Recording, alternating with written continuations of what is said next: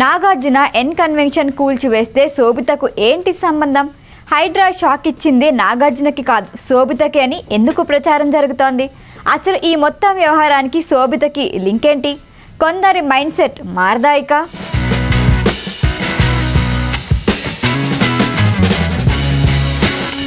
గొడ్డొచ్చిన వేళ బిడ్డొచ్చిన వేళ అంటారు కదా, అట్లుంది అక్కినేని నాగార్జున పరిస్థితి అని సోషల్ మీడియాలో కొత్త చర్చ జరుగుతోంది.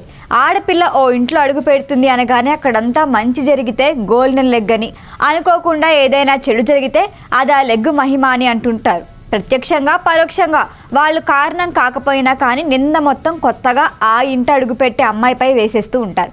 ఇప్పుడు శోభిత ధూళిపాల విషయంలోనూ అదే జరుగుతోంది. శుభమా నిశ్చితార్థం జరుపుకుంటే ప్రముఖ జ్యోతిష్యుడిని అని చెప్పుకునే వేణుస్వామి రంగంలోకి దిగాడు. ఎవ్వరూ అడక్కపోయినా కానీ జాతక చక్రాలు గీసి నిశ్చితార్థ ముహూర్తం మంచిది కాదని, ఈ బంధం 3 ఏళ్లే ఉంటుంది అని తన స్టైల్లో ఆ నూతన జంటపై విషం చిమ్మాడు. అవేమి పట్టించుకొని చేతు శోభిత త్వరలోనే శుభముహూర్తం ఫిక్స్ చేసుకోబోతున్నాం, పెళ్లికి సంబంధించిన వివరాలు చెబుతామన్నారు. నా వరకు పెళ్లి అనేది జీవితంలో చాలా ముఖ్యమైనది. మన సంస్కృతి సంప్రదాయాల ప్రకారం జరుగుతుంది. త్వరలోనే పూర్తి వివరాలు వెల్లడిస్తామని నాగచైతన్య క్లారిటీ ఇచ్చాడు.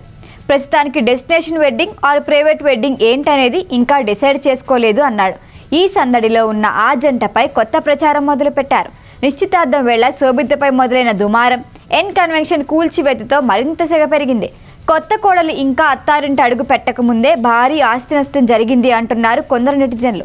గతంలో ఎప్పుడూ నాగార్జునకి ఆస్తి విషయంలో ఇలా ఇబ్బంది పడలేదని, ఇదే మొదటిసారి అని, అందుకే అంతా శోభిత లెగ్గు మహిమ అంటున్నారు. ఇలాంటి ఆలోచనలు అపోహల నుంచి బయటపడండయ్యా అంటూ మరికొందరు నెటిజన్లు రియాక్ట్ అవుతున్నారు.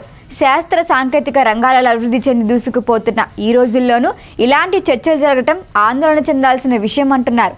ఎన్ కన్వెన్షన్ చెరువులో కట్టిన అక్రమ నిర్మాణమని హైడ్రా గుర్తించి కూల్చేసింది. అది ఆక్రమణ కాదని కోర్టులో తేల్చుకుంటానని నాగార్జున క్లారిటీ ఇచ్చారు. ఆ కోణంలో మాత్రమే చూడండి.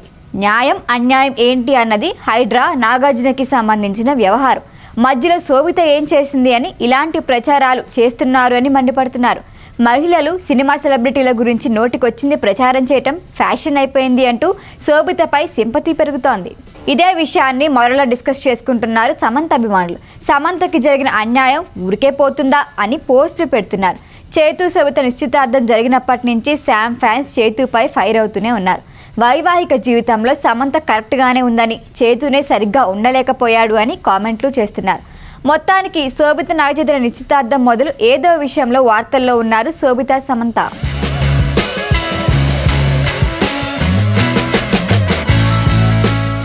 ఈ వీడియో కనుక మీకు నచ్చినట్టయితే లైక్ చేయండి, షేర్ చేయండి, సబ్స్క్రైబ్ చేయండి. అలాగే పక్కనే ఉన్న బెల్ ఐకాన్ని క్లిక్ చేయండి.